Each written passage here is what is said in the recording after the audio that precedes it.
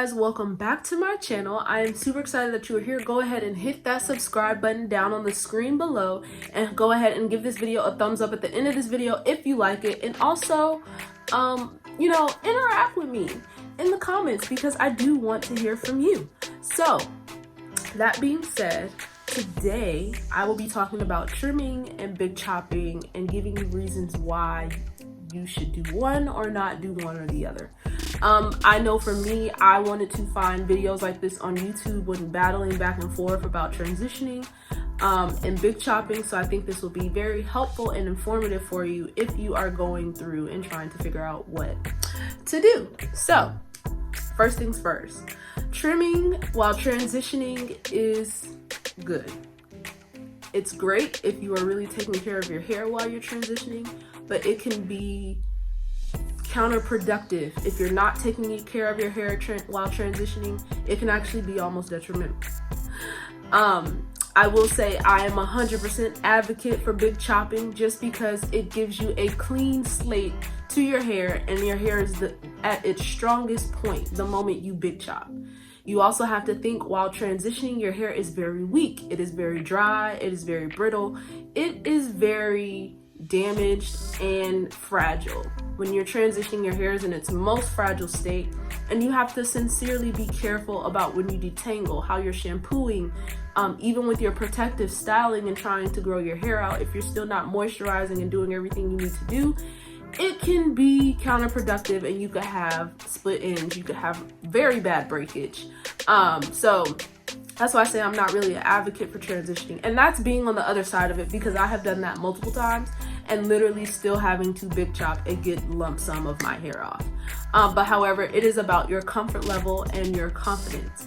So, and I completely 100% understand that. If you're a person that's accustomed to long hair, you may not be ready to do a huge big chop yet, and you might want to trim off a little bit as you go, which I completely understand that. But just remember that you really have to take care of your hair. You really have to keep up with moisturizing and deep conditioning your hair, because your hair that is dead, the straight hair at the end, literally holds no type of moisture.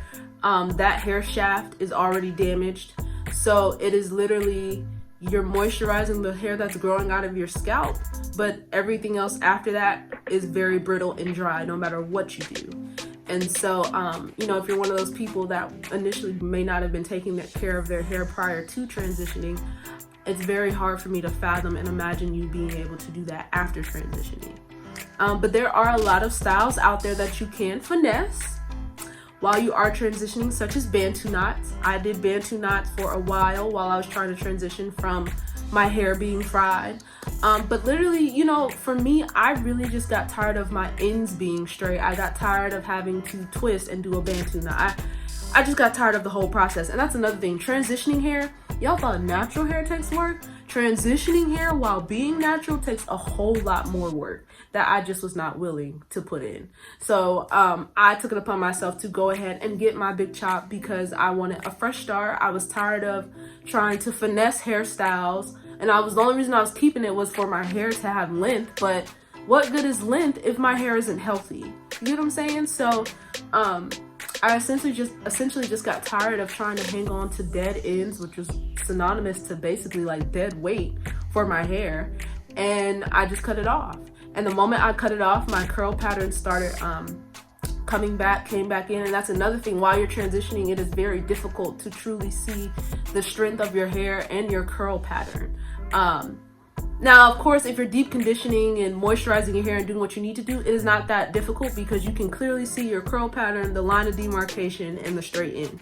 But for people who may not be doing that, it can be very difficult.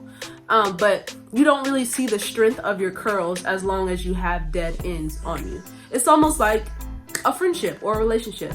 You don't know your greatest potential sometimes if you're attached to someone that is literally not doing anything with their life. But what do? You need to cut them off. And once you cut them off, you realize your world opens up to so many more opportunities, and you're a better and stronger person, all because you let go of the dead weight. And so essentially, sis, your curls are the same way, which is why I am a huge advocate for big chopping. And sometimes you have to just do it without thinking about it. I know for me, that's literally what I did. I mean, I was also tired of trying to finesse hairstyles and put perm rods in every time I do a twist out, and I just got tired of it, and my hair was still dry. I was trying to trim off little by little, and I just got very tired of it. So you know what I had to do? I had to get over myself, and I went into this natural hair salon, and I said, yo, today, this is happening. Today, we gonna cut it off. Today, I don't know what it's gonna look like when I get up out this chair, but I'm gonna let go of this dead hair today because it's holding me back. And literally transitioning, it takes, to me, double the amount of time to transition to natural hair than it is just to cut your hair and go ahead and grow all of your natural hair out.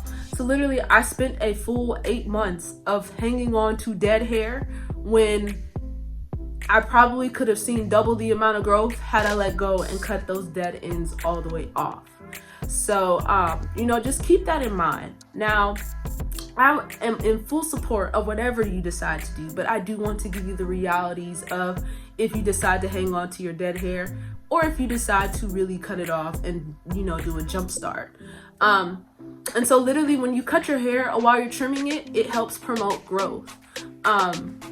While trimming your hair grows. It makes your hair appear healthier. It is healthier. It's just really good if you're already in this natural state and you're trimming. Now, if you're transitioning and trimming, that might not be the case for you.